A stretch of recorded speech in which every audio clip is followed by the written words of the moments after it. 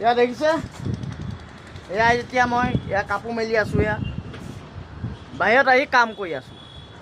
জীৱনত মই ভবাই নাছিলোঁ যে মই যেতিয়া সৰু হৈ থাকোঁ, সকলোৰে লগত তেনেকুৱা হয়। মায়ে কাপোৰ ধুই দিয়ে, বা যাৰ ঘৰত ভনী থাকে ভনীয়ে কাপোৰ ধুই দিয়ে, বা বায়ে থাকে বায়ে কাপোৰ ধুই দিয়ে, নিজে কাপোৰ এটাও ধুই নাপাওঁ। আৰু ডাঙৰ হৈ আহি থাকোঁ, মাহঁতে কাপোৰ কানি ধুৱে।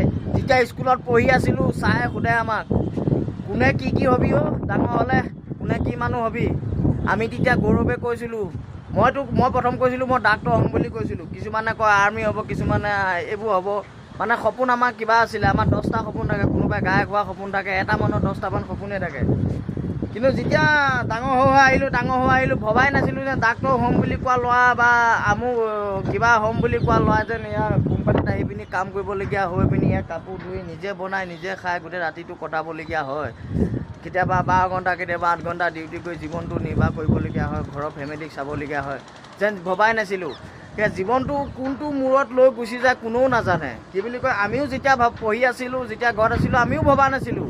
বহুতে ভবা নাছিলে যেন আমি যেন এনেকৈ গৈ পিনি কোম্পানীত কাম কৰিম, বা আমি এখন 7 সাগৰ তেও নদী পাৰ হৈ পিনি যাম, বা আমি 4000 কিলোমিটাৰ গৈ পিনি বাহিৰত কাম কৰি ঘৰলৈ মতাললৈকে আমি আহিব নোৱাৰিম, বা আমাৰ আহিবলৈ জেমেলা হ'ব, হাতত টকা নাথাকিব। আমি এইবোৰ অগৰা বগৰা আমি এইবোৰ ভবাই নাছিলোঁ। কিন্তু যেতিয়া বাহিৰত আহিছোঁ, যেতিয়া কমাবলৈ আহিছোঁ, তেতিয়া গম পাইছোঁ যেন জীৱনটো ষ্ট্ৰাগল কৰিবলৈ বহুত কঠিন, বহুত মানে ভাবিবলৈ বহুত সহজ, কিন্তু কৰিবলৈ বহুত কঠিন। কিন্তু আমি ভাবোঁ দেউতাহঁতে যেতিয়া হাজিৰা কৰি আমাক যেতিয়া হাজিৰা কৰি আহে, আমি ভাবোঁ দেউতাই বৰ সহজে পইচা আনে। আমি তেতিয়া দেউতাহঁতক সুধোঁ, দেউতা 10 টকা দিয়ক। আমি আমনি কৰোঁ, নিদিলে আমি আমনি কৰোঁ, লাগিবই। আমি মানে কান্দি দিওঁ, বা সৰুতে আমি কোনোবাই বহুতে আজিও কয়, কিছুমানে মাটিত বাগৰি দিওঁ, কিন্তু নিদিয়ালৈকে নিওঁ, কিন্তু দেউতাহঁতে দিয়ে। কিন্তু তেওঁলোকৰ মনত কি চলি থাকে আমিতো সেইটো নাজানো। তেওঁলোকৰ মনত তেওঁলোকে জানিব যে তেওঁলোকে 200 টকা এটা কমাবলৈ কিমান কষ্ট কৰিবলগীয়া হয়। তাই যেতিয়া আমাক 20 টকা এটা আমি খোজালৈকে আমাক দি দিবলগীয়া হয়, তেতিয়া ঘৰখন চলিবলৈ দিগদাৰ হৈ যায়। কিন্তু এতিয়া নিজে পস্তাইছোঁ, নিজে ভাবিছোঁ যেন তেতিয়া তেওঁলোকৰ লগত আমি এনেকুৱা বিহেভ কৰিছিলোঁ, এতিয়া আমাৰ লগত কি হৈছে। সেইবাবে কওঁ, সকলোৱে মা দেউতাৰ কথা ভাবিব, মা দেউতাৰ কথা চিন্তা কৰিব। তেওঁলোকে কষ্ট কৰি অনা পইচাকেইটা অকণমান মূল বুজি পাব। যেতিয়া নিজে কষ্ট কৰিব তেতিয়াহে বুজি পায়। যেতিয়ালৈকে নিজে কৰি নাপায় ন, তেতিয়ালৈকে কেতিয়াও বুজি পোৱা নাযায়। সেইবাবে কওঁ, জীৱনটো এনেকুৱা হয়, কেতিয়া কাৰ কি হৈ যাব, কোনে ক'ৰ মূৰত লৈ যাব, কি ৰাস্তাত লৈ যাব, কোনো গম নাপাব। সেইবাবে কৈছোঁ, ধনী হ'লে, টকা পইচা হ'লে অহংকাৰ হোৱাটো উচিত নহয়। যেতিয়া মানুহ টকা পইচা হৈ যায় ন, অহংকাৰ হ'ব নালাগে। আজি যিটো মই পৰিস্থিতিত আছোঁ, মই যদি কেতিয়াবা বাই চান্স মই যদি কেতিয়াবা ধনী হৈ যাওঁ, মই আজি এই পৰিস্থিতিটোলৈ মই মনত পেলাব লাগিব, মই যেন আগত কেনেকুৱা আছিলোঁ, মই কেনেকুৱা মানুহৰ লগত লগ হৈছিলোঁ, তেতিয়াই মোৰ গৈ পিনি এনেকুৱা হৈছে। সেইবাবে জীৱনটো কেতিয়াও অহংকাৰ কৰিব নালাগে। জীৱনটো দুদিনীয়া হয়। আজি আছোঁ, কাইলৈ মৰি যাম। কোনো একো লৈ নাযায়, কোনো একো দি থৈ নাযায়। যেনেকৈ আহিছোঁ তেনেকৈ যাম। চব ইয়াতে থাকিব, ইয়াতে থাকি যাব। চব এনেকৈ পাইছোঁ, এনেকৈ থাকি যাব। সেইবাবে কৈছোঁ, অহংকাৰে পতন। আজি তুমি ধনী হৈছা বুলি, তোমাৰ গুৰিত টকা পইচা আছে বুলি, তোমাৰ গুৰিত গাড়ী আছে বুলি, তুমি ঘৰ দুৱাৰ বনালা বুলি তুমি আজি অহংকাৰ কৰি লাভ নাই। তুমি আজি নিজকে ধুনীয়া বুলি ভাবি পিনি তুমি অহংকাৰ কৰি লাভ নাই।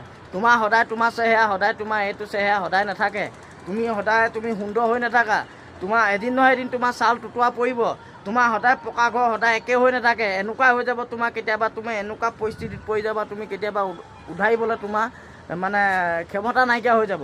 সেইবাবে কৈছোঁ, বোলে অহংকাৰে পতন বুলি কয়। সেইবাবে অহংকাৰ নকৰিব। যি পাইছে তাতে সুখী হওক, আৰু জীৱনটো সকলোৰে লগত মিলি জুলি চলিবলৈ শিকক। সকলোৱে মিলা প্ৰীতিয়ে সকলোকে দুখত তাক বেদনা দিয়ক, সুখ বেদনা দিবলৈ শিকক, আৰু তাক মৰম চেনেহ কৰিবলৈ শিকক, আৰু পাৰিলে 2 টকামান সহায় কৰিবলৈ শিকক।